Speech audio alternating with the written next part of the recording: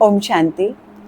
अक्सर कहा जाता है कि इंसान खाली हाथ आता है और खाली हाथ जाता है, लेकिन कर्म सिद्धांत हमें बताता है कि ना तो मैं खाली हाथ आया और ना मैं खाली हाथ जाऊंगा।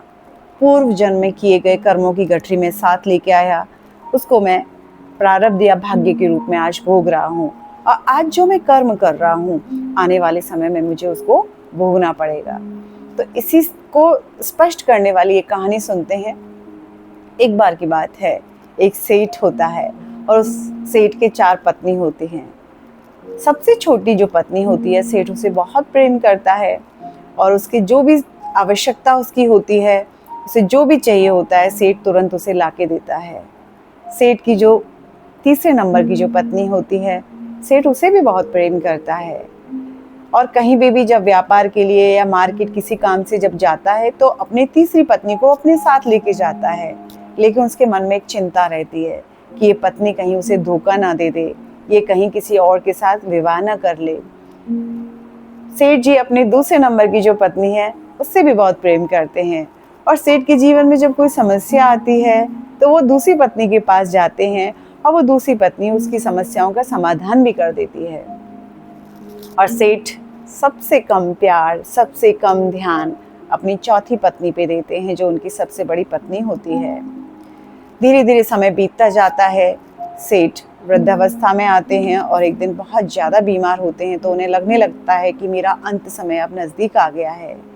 तो वो अपनी सबसे प्यारी पत्नी, सबसे छोटी पत्नी से पूछते हैं कि अब मेरा जाने का समय है, तुम भी मेरे साथ चलोगी ना, तुम मेरा साथ निभाओगी ना।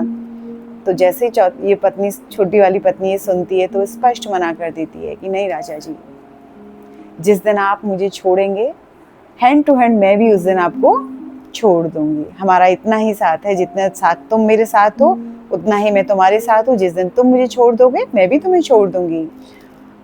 जैसे ये सुनते हैं कि मैंने सबसे ज़्यादा ध्यान इसका रखा, सबसे ज़्यादा प्यार मैंने इसको किया, वो इस तरीके से बोल रही, तो उनका दिल थोड़ा बैठ जाता है, घबरा जाते हैं। फिर वो अपने तीसरे नंबर की पत्नी को बुलाते हैं और उनसे यही प्रश्न करते हैं। तो तीसरे नंबर की पत्नी जवाब देती है कि हे राजन, जब तक आप जीवित हैं मैं आपकी हूँ, और जैसे ही आप मुझे छोड़ के जाएंगे मैं किसी और से विवाह कर लूँगी।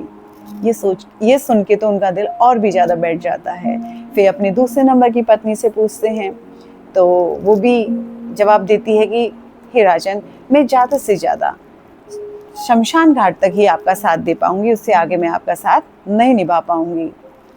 ये सुनते ही उनकी चौथे नंबर की जो पत्नी है, सबसे बड़ी जो पत्नी है, वो कहती है कि मैं चलूंगी आपके साथ। जब ये देखते हैं कि सेठ वो देखता है कि जिस पे मैंने बिल्कुल ध्यान नहीं दिया वो मेरे साथ जाने के लिए तैयार है।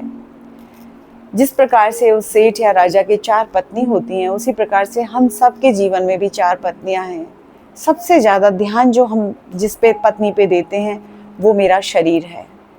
यदि शरीर में एक छोटी सी फुंसी भी हो जाए तो हम हज़ारों रुपए क्रीम पे खर्च कर देते हैं, हज़ारों रुपए हम कपड़ों पे खर्च कर देते हैं, गहनों पे खर्च कर देते हैं, श्रृंगार के ऊपर खर्च कर देते हैं। लेकिन जिस पल ये आत्मा इस शरीर को छोड़ती है, ये शरीर भी आत्मा को छोड़ देता है। हमारी तीसरे नंबर की जो पत्नी है वो हमारी धन दौलत है। ये धन दौलत केवल तब तक है जब तक मैं इस संसार में हूँ, और जिस दिन मैं इस संसार को छोड़ के जाती हूँ उसी क्षण ये धन दौलत किसी और के नाम ट्रांसफ़र हो जाती है, माना किसी और से विवाह कर लेती है।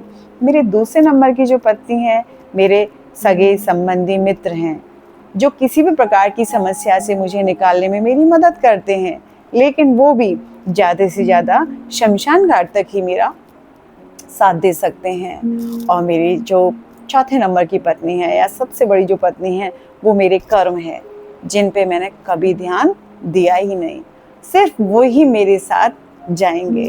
तो दोस्तों, जो चीज़ मेरे साथ जाने वाली है उस पर ज़्यादा ध्यान दें, बहुत ज़्यादा ध्यान दें। और जो हमारा ज़्यादातर होता हमारे साथ ऐसे है कि जो नहीं जाने वाला है उस पर हम बहुत मेहनत कर रहे हैं, ठीक है, उस पर भी ध्यान दो, लेकिन सबसे ज़्यादा अटेंशन मुझे मेरे कर्म पे ही देना चाहिए, क्योंकि मेरे कर्म ही मेरे साथ जाने वाले हैं। अच्छा, ओम शांति।